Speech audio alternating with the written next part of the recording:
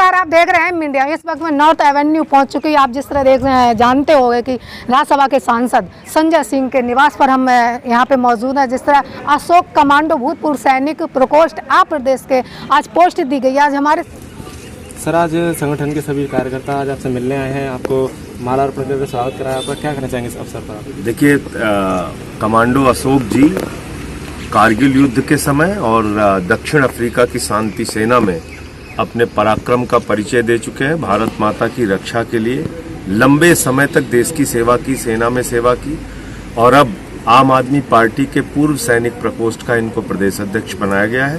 पूरे प्रदेश में अब ये संगठन का निर्माण करेंगे।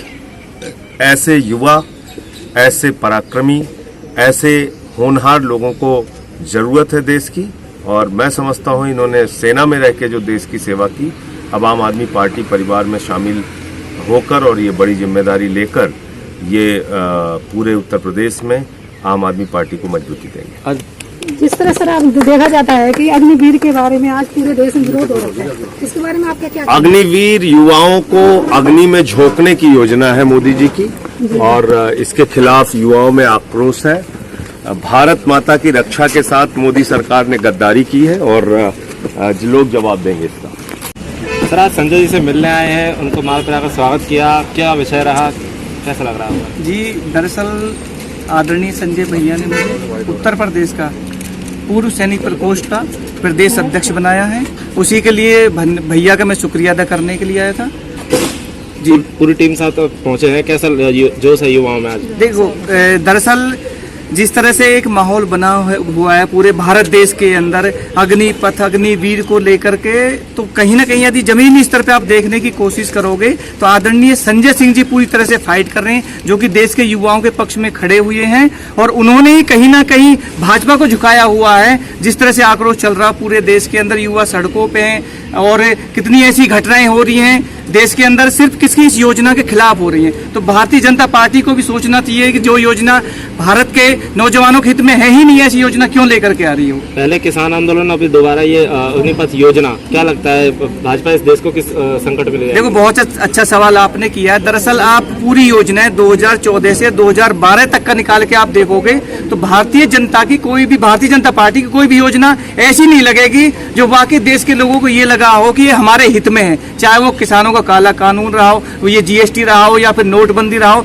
ऐसी एक योजना लेकर के आए हैं जिसको बोला इन्होंने अग्निपथ, अग्निवीर। नाम जरूर ये बड़ा रखते हैं कि देखने में और सुनने में ये लगता है कि पता नहीं बहुत कुछ होने वाला, चाहे देश की काया ही पलटने वाली है, लेकिन एक तरह से ये छलावा है देश के नौजवानों के साथ। जिस तरह देखा जा रहा है किसी सर हिंदू मुस्लिम को बांटा जा रहा है, उसके बारे में आपका क्या कहना है? बड़े काफी दिनों से ये शोर मच रहा है, देखो दंगे भी हो रहे हैं, बुलडोजर बाबा भी चल रहे हैं, इसमें आपका क्या कहना है? देखो जी, मेरा जो कहने का जो मेन मकसद है, मैं भारतीय सेना के नजरिए से बोलना चाहूँ। कुछ 17 साल में फौज के अंदर रहा हूँ, तो ये दरअसल जो भारतीय जनता पार्टी है, ये अंग्रेजों की पॉलिसियों को अपनाती है, उसी की राह पे चलती है। इनका काम है कि फूट डालो, राज करो। दरअसल यदि आप जमीनी स्तर पर देखोगे, सब भाई ये चाहते हैं कि हम सब लोग मिलजुल कर रहे, प्यार से रहे। इनके पास में कोई एजेंडा नहीं है, कोई एक भी काम इनका ऐसा नहीं 2014 से लेकर के आज 2022 तक जो इन्होंने आम जनता के हित में किया। तो इनको पता है कि लोगों को कैसे कंट्रोल करना है, किस तरह से ध्यान भटकाना। तो ध्यान भटकाने के लिए आए दिन ये लोग लाते रहते हैं इस तरह के मुद्दे।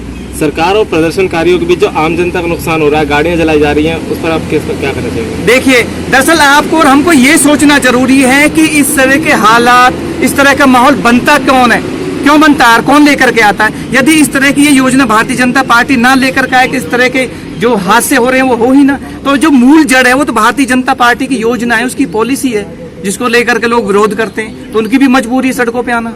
आज विरोध में धमकियां दी जा रही हैं, चाहे वो पीएम को हो, चाहे वो नेताओं को हो, तो क्या लगता है कैसा माहौल बना हुआ है? देखो, जहां तक धमकी पे बात करूं तो धमकी जो सबसे ज्यादा जो देती है वो देती है भारतीय जनता पार्टी।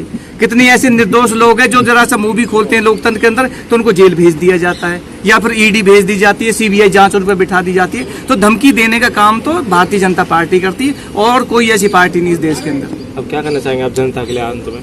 देखो, मैं दरअसल सभी लोगों से ये अपील करना चाहूंगा कि जो हमारे युवा सड़कों पे निकले हुए हैं इस योजना के खिलाफ, दरअसल वो शांति से इस योजना की खिलाफत करें, इसका विरोध करें, लेकिन जो सरकारी संपत्ति उसे जलाने का काम ना करें, क्योंकि ये हमारी खुद की संपत्ति न कि भारतीय जनता पार्टी की संपत्ति है।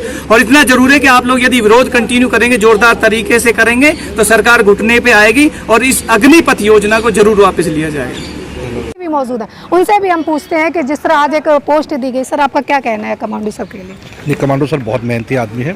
उनको जो पूर्व सैनिक प्रकोष्ठ का अध्यक्ष, प्रदेश सदस्य बनाया गया है, उसमें बड़ी खुशी की बात है। वो बहुत मेहनत से काम करते हैं। आपका क्या कहना है सर? देखिए, कमांडो साहब जो हैं, ये क्रांतिकारी नहीं है बल्कि इनकलाब है। हमारे भारत के लिए इनकलाब है। अगर ईमानदारी से इनकी बात सुनी गई और इन्होंने मेहनत करी तो भारत के अंदर ऐसा इनकलाब आएगा कि यहाँ पे हिंदू मुसलमान एक होगा, सब लोग बहुत आराम से सबके पास रोज़गार होगा, अमन चैन से लोग रहेंगे। ये जो पार्टी विचारधारा है हमारी, उसी पे ही अमल कर रहे हैं। अगर ऐसे लोग आगे आ गए तो आप यकीन करिए भारत का कल्याण होना है और भारत को हर हाल में जो है फ़ायदे होना है इस नागरिक। जिस तरह आप देख रहे हो कि नुपुर शर्मा ने हिंदू मुस्लिम पे एक टिप्पणी की है मुस्लिम पे, आपकी उस पर क्या राय है? देखिए, मेरा नाम मोहम्मद जाहिर है। टिप्पणी करने हमें तो नहीं पता सर। नहीं बताना तो मैं आपसे क्या बताऊँ, मुझे आप एक बात का जवाब दीजिए, आप पत्रकार होने के नाते, कि किसी ने कंकड़ पत्थर मारा, उस पर आरोप सिद्ध नहीं हुआ, उसको बंद कर दिया, उसके घर को तोड़ दिया गया, चलिए कोई बात नहीं, हमने ये मान लिया कि चलिए यहाँ तक की कार्रवाई ठीक है।